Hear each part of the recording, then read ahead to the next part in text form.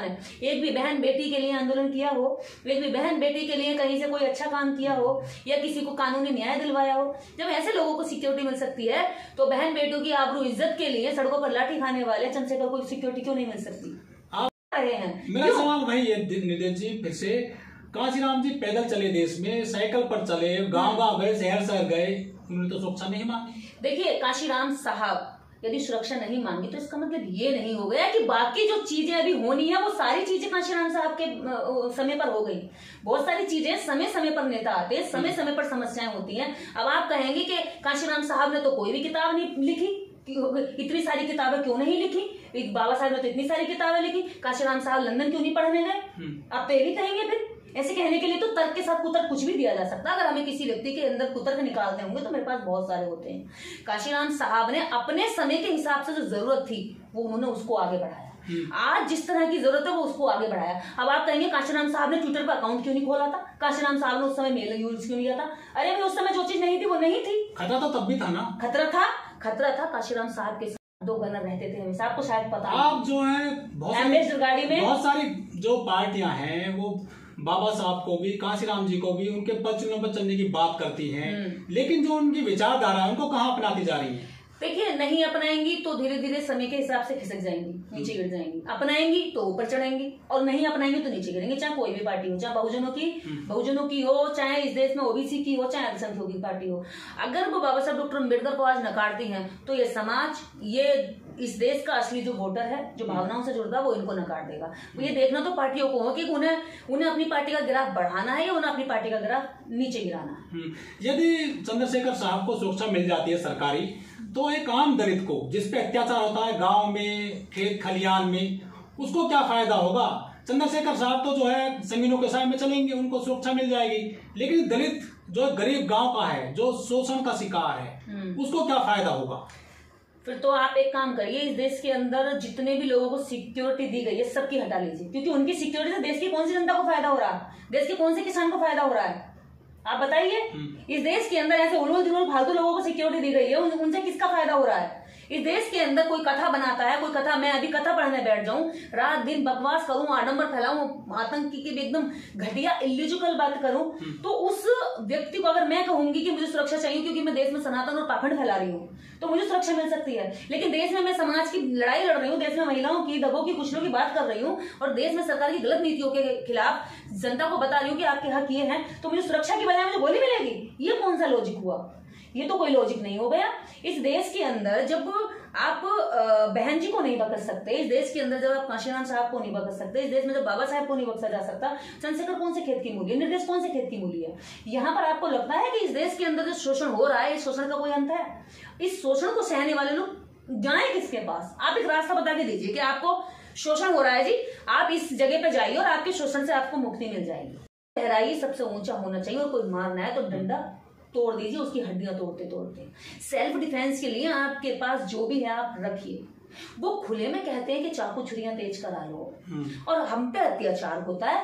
जिन पे अत्याचार नहीं होता, जो देश के अंदर प्रतिष्ठित लोग हैं, जिनका सम्मान होता है, जिनको एक बुढ़ा आदमी भी उनके बच्चे के पैर छूता है और उन्हें नमस्कार करता है, प्रणाम करता है, बाबूजी कहकर, पंडित जी कहकर, वो लोग चाकू छुरियां तेज करा कर रख रहे हैं। किससे? हमें मारने के लिए। और हम किसी पर अत्याचार भी नहीं करते, फिर भी हमें हमेशा दोषी साबित किया जाता है। क्यों? क्योंकि हमारा कोई कहने वाला नहीं है, हमारी बात कोई सुनने वाला नहीं है। हमें सुनने के लिए कहीं पर आवाजें किसी एक कैद खाने में बंद कर दी गई है, क्योंकि प्रधानमंत्री जी को इस देश के एक ब्राह्मण जब खड़ा हो जाता है बोर्ड लेकर के कि आरक्षण मुर्दाबाद, आरक्षण खत्म होना चाहिए, तो उनको आवाज आ जाती है और आरक्षण की समीक्षा की बात कर दी जाती है। कोर्ट भी उस पर संज्ञान ले लेता है। एक पखंडी, एक 22 साल का लड़का वहां खड़ा होकर के, आपको पता होगा 4 साल पहले यहाँ पर जंतर मंतर पर खड़ा रहा था वो 2 दिन तक, उसके कहने से ये देश की सरकारें सुन लेती है, अकेले आदमी के कहने से। और वो कहते हैं कि ब्राह्मण गरीब है तो 48 घंटे के अंदर अंदर ईडब्ल्यूएस के तरीके से 10% उनको कोटा दे दिया जाता है, क्योंकि वो बिना रोए उनको मिल जाता है। यहाँ तो ऐसा है कि रोकर, चीख कर, मर कर, कुर्बानियां देकर भी इस देश के बहुजनों को उनके हक नहीं मिलते, उनको सम्मान नहीं मिलता, उनको सुरक्षा के लिए। नितिन जी एक बात बताइए, जो भीम आर्मी के चीफ हैं चंद्रशेखर आजादी, ना तो विधायक है, ना ये सांसद है, ना कोई पार्षद है, ना कोई मंत्री है, तो सरकार इनको सुरक्षा क्यों दे? देखिए, देश के अंदर नाचने गाने वाली कंगना रनौत, ऐसी बहुत मतलब उनका कोई देश में योगदान नहीं। ऐसी महिलाओं को Y+ सिक्योरिटी मिल सकती है। सबके अपने अपने राम, कथाएं करने वाले कथावाचक कवि कुमार विश्वास जी को जब Y+ सिक्योरिटी मिल सकती है, महिलाओं को खाली प्लॉट बताने वाले, महिलाओं के प्रति गंदी सोच रखने वाले और SC ST के प्रति एकदम अभद्र टिप्पणियां समय समय पर करने वाले भागेश्वर बाबा को जब सिक्योरिटी मिल सकती है, यानी कि यहाँ पर छींक आने पर पाखंडियों को सिक्योरिटी मिल सकती है, तो देश में बहन बेटियों की आबरू, इज्जत और मान सम्मान की लड़ाई लड़ने वाले एक चंद्रशेखर आजाद को सिक्योरिटी क्यों नहीं मिल सकती? आप इसमें क्या क्या दुराय है? आप उन पाखंडियों को जब सिक्योरिटी देते हैं, आप जनता से नहीं पूछते और जनता का टैक्स का पैसा सिक्योरिटी पर लुटाते हो आप। इन ढोंगी बाबाओं को क्या योगदान है इनका? क्या योगदान है इनका बताइए? कंगना रनौत का क्या योगदान है पूरे देश के अंदर जो उसकी सिक्योरिटी पर खर्चा किया जा रहा है? कुमार विश्वास का देश की योगदान क्या योगदान है? यानी कितने कवि, फिर सारे कवियों को देनी चाहिए। ये क्या योगदान है इनका? बागेश्वर बाबा का जो जगह जगह जाकर के लोगों से दान भी लेता है, जगह जगह जाकर लोगों का कथवा का अलग से पैसा लेता है, उसको सिक्योरिटी दी जा रही है, क्या योगदान? हमारे देश में ज्यादा सुरक्षा की जरूरत दलितों को है या उनके नेताओं को है? इस देश में जब नेताओं को सुरक्षा नहीं मिल रही है तो जो आम जनता है उसकी सुरक्षा की तो कोई कल्पना भी नहीं की जा सकती। इस देश में जब नेताओं पर खुलेआम गोलियां चलेंगी तो खुलेआम बहन बेटियों को, आबरू को नंगा किया जाएगा, खुलेआम लोगों को मारा पीटा जाएगा। मूछ रखने पे आज भी मारा जाता, जूती पहनने पे आज भी मारा जाता है, और सवाल जवाब करने वाली चरित्रवान और प्रतिभावान स्त्री को खुले में गालियां दी जाती हैं। उसे चुड़ैल बताकर उसका पत्थरों से भी मारा, मॉब लिंचिंग कराई जा सकती है। तो हमें नहीं लगता कि इस भारत के अंदर अगर हमें सुरक्षा चाहिए तो हम चुप रह करके कुछ पा लेंगे। इस देश में जितना भी दलित आंदोलन जब भी खड़ा हुआ है उसने संघर्ष से दिल्ली तक का रास्ता तय किया है और फिर आंदोलन करके वो दिल्ली से घर तक का रास्ता बड़े कष्टों के साथ करता है। पता नहीं कैसे किराए का पैसा लाता है, उधार लाता है, मांगता है, अनाज बेचता है, कैसे करता है, लेकिन उसकी कोई सुनने वाला नहीं। उसको जानने लगते हैं, अपना लीडर तैयार करने लगते हैं, इकट्ठे होने लगते हैं तो ये डर जाते हैं और घबराहट में ऐसे काम करते हैं, हमले कराते हैं। हमले कराने के बाद फिर कह देते हैं कि नेता ने खुद ही कराया। अब बहन जी को भी कहा था कि बहन जी ने ये हमला अपने ऊपर खुद ही कराया, क्योंकि जब इनकी चारों तरफ से चालें फेल हो जाती है तो दूसरी चाल चलने लगते हैं। इसका चाल चरित्र ही षड्यंत्र वाला है इस बार का। लेकिन नितेश जी, जो चंद्रशेखर आजाद हैं वो मूंछों में अंटा देते हैं, वो भीम आर्मी के अध्यक्ष हैं, हजारों युवक उनकी भीम आर्मी में है, पार्टी में है, वो सबसे बाहर निकलते हैं कार के, तलवार भी लहराते हैं, कभी बंदूक भी लहरा देते हैं, वो मजबूत हैं। उनको भी सुरक्षा चाहिए सरकार से, सरकारी। देखिए, जब कोई व्यक्ति बाहर जाता है, हम भी जाते हैं, हमें कोई किताब भेंट करता है, कोई तलवार भेंट करता है, कोई हमें अपनी ओर से जो उसको जितनी समझ होती है वो हमें वो भेंट करता है, तो वो हम एक मंच पर सम्मान लेने के लिए, जैसे मान लीजिए बहन जी ने गणेश लिया था मंच पर, लोगों ने विरोध किया, ठीक ऐसे ही वैचारिक लोग बंदूक का विरोध करते हैं कि सामूहिक रूप से सामाजिक मंच पर बंदूक या इस तरह का वो उठाना नहीं चाहिए, लेकिन वो किसी को मारने के लिए नहीं उठाया गया। ये हमेशा याद रहे कि जब बहुजन लीडर या बहुजन सामाजिक एक्टिविस्ट, त्रिशूल एक धार्मिक प्रतीक है। हाँ, त्रिशूल धार्मिक प्रतीक है, बंदूक तो धार्मिक जो है प्रतीक नहीं है, लाठी तो धार्मिक प्रतीक नहीं है, तलवार तो धार्मिक प्रतीक नहीं है। सब कुछ सेल्फ डिफेंस में तो आता है, सेल्फ डिफेंस में तो आता है। सेल्फ डिफेंस में क्या कहेंगे आप? सेल्फ डिफेंस में तो सरकार खुद जो है लाइसेंस देती है और ये देश के प्रत्येक नागरिक को ये भारतीय संविधान अधिकार देता है। सेल्फ डिफेंस में आप अधिकार उठाइए। अगर चंद्रशेखर ने बंदूक उठाई तो कितने लोगों पर गोली चलाई? सवाल बनता है, कितने लोगों पर चलाई? आप बताइए ना, आप जवाब दीजिए। लेकिन इम्पैक्ट पड़ता है सरकार पर, जो हथियार लहराता है क्या इम्पैक्ट पड़ता है? मतलब क्या इम्पैक्ट पड़ता है? अगर मैंने या चंद्रशेखर ने तलवार लहराई तो कितने लोगों पर तलवार चलाई? वो व्यक्ति यदि कोई उसको गिफ्ट करता है और वो दिखाता है कि हाँ ये सम्मान मिला गया है, तो इसका मतलब ये हो गया कि आप उस व्यक्ति को अपराधी बना देंगे। जो उस व्यक्ति पर, जब आप देख रहे हैं कि वो इतना स्ट्रॉन्ग है, उसके पीछे हजारों लोगों की भीड़ है, उसके पास तलवारें भी हैं, बंदूक भी है, जिस व्यक्ति के नाम लाइसेंस नहीं है, अभी तक चंद्रशेखर के नाम पे लाइसेंस नहीं, ठीक है, जब असले का लाइसेंस नहीं है तो आप उस आदमी को कैसे कह सकते हैं कि वो अपना हथियार लेकर के घूम रहा है? उसके साथ रहने वाले 4 लोगों के नाम पे प्रदर्शन जो किया जाता है उसका क्या मतलब निकालें फिर आप? देखिए, प्रदर्शन का सीधा मतलब ये होता है कि इतनी सारी जनता सरकार से कुछ मुद्दों पर मांग कर रही है, सरकार का काम बनता है कि जनता जब इकट्ठी हुई है और कुछ मुद्दे लेकर आई है तो उस पर वार्ता की जाए, इसका कोई सोल्यूशन निकाला जाए। अगर सरकार के पास सोल्यूशन नहीं होता है तो उस पर वाद विवाद या उसको चर्चा के रूप में ये कुछ समय के लिए छोड़ दिया जाता है। कम से कम चर्चा तो की जाए। इस देश का आदिवासी, दलित, ये बहुजन समाज कहाँ जाए, किसके पास जाए, किससे रोए अपने दुखों की दास्तान, किससे बताए कि उसके साथ शोषण हो रहा है, किससे बताए कि उसके नेताओं पर दिन दहाड़े गोलियां चलाई जा रही है।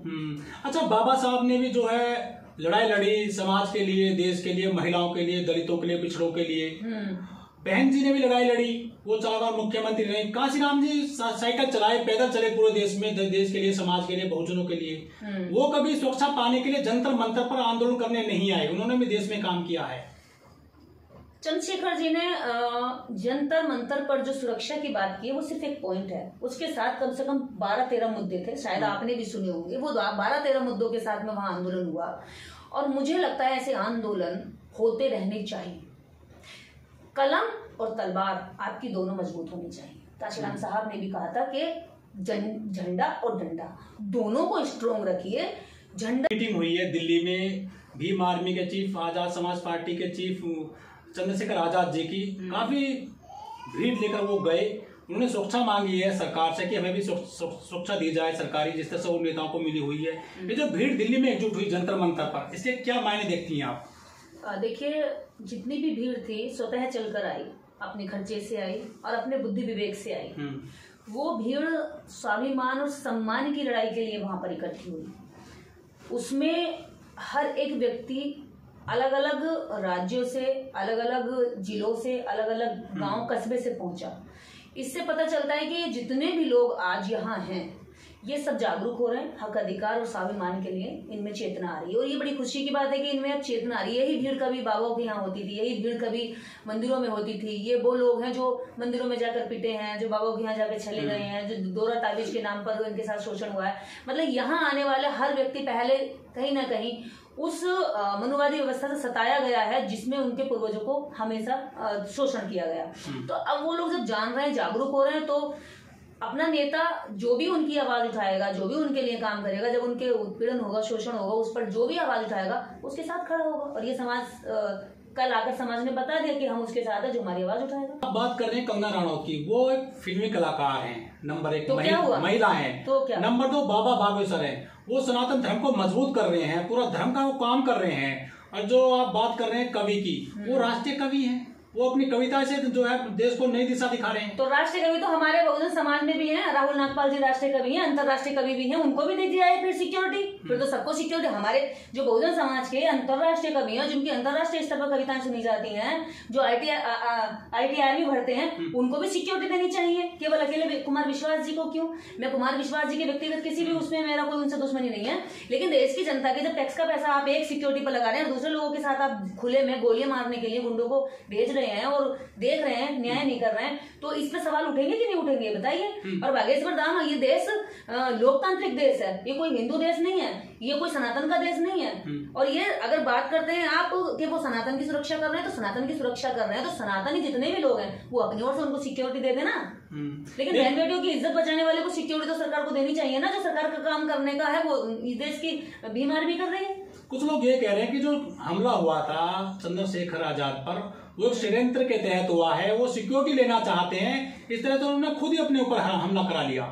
देखिए, कोई भी अपने ऊपर हमला नहीं कराता। ये सारे प्रोपेगेंडा तो बीजेपी के नेताओं को आते हैं और वो सोचते हैं कि जहां भी एक्चुअली अगर वो गोली लग जाती तो तुम, वो मर जाता व्यक्ति, मर जाता तो तुम कहते कि ठीक है, अभी भी उसको जब गोली लगी है तो भी इन लोगों ने कहा है कि हम दुखी हैं कि गोली चली, लेकिन सबसे बड़ा दुख ये है कि किसी अनाड़ी ने चलाई, तरीके से नहीं चलाई।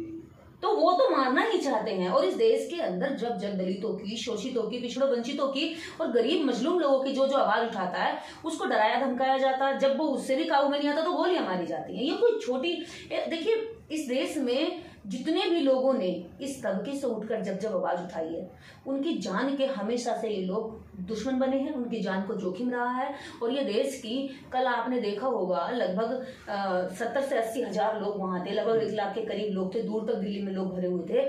ये सारे लोग, जब देश की जनता है, ये सब भी टैक्स देते हैं, जब ये सरकार से मांग कर रहे हैं तो सरकार को इस पर ध्यान देना चाहिए। सरकार को बैठ के विचार करना चाहिए कि आप क्यों मांगना चाहते हैं। और ऐसा भी नहीं है कि गोली ना चली हो। जांच में पूरी तरीके से, जब ये षड्यंत्र है तो चंद्रशेखर क्यों कह रहे हैं कि भी अच्छे से सीबीआई की जांच होनी चाहिए। कोई आदमी खुद के मास्टर प्लान को खोलने के लिए सीबीआई की जांच की मांग नहीं करता है। इतने तो बुद्धि होनी चाहिए ना अंधभक्तों में। जब जो बहुजनों की राजनीति मजबूत हुई है या नेता मजबूत हुए हैं, तब तक उन पे हमले हुए हैं। चाहे बहन जी हों, चाहे चंद्रशेखर आजाद हो, बहन जी को भी गेस्ट हाउस में घेरने की कोशिश की गई थी, मारने की कोशिश की गई थी। ये कौन लोग हैं? क्या वो चाहते नहीं है कि बहुजन राजनीति, दलित राजनीति उभर कर देश में आए? देखिए, दलित राजनीति के उभरते ही जो यहाँ की मनोवादी राजनीति है, और जिस राजनीति में कोई संख्या बल नहीं है, लोकतंत्र में संख्या बल यानी वोट परसेंट की पावर होती है। और वोट परसेंट की जो पावर है वो दलितों के पास है, वो ओबीसी के पास है, पिछड़ों के पास है।